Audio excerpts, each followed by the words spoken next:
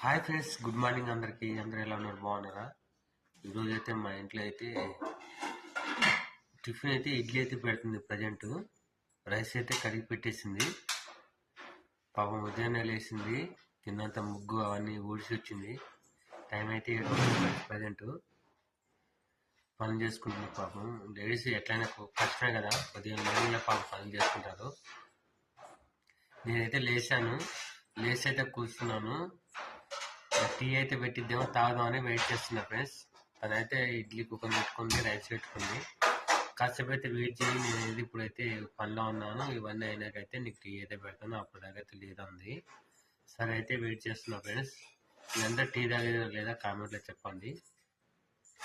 మా మేడం అయితే ఇప్పుడైతే నాకు టీ ఇయ్యదు, కొంచెం టైం పట్టింది నాకు టీ తాగడానికి. అంతేనా మేడం? Okay friends, bye.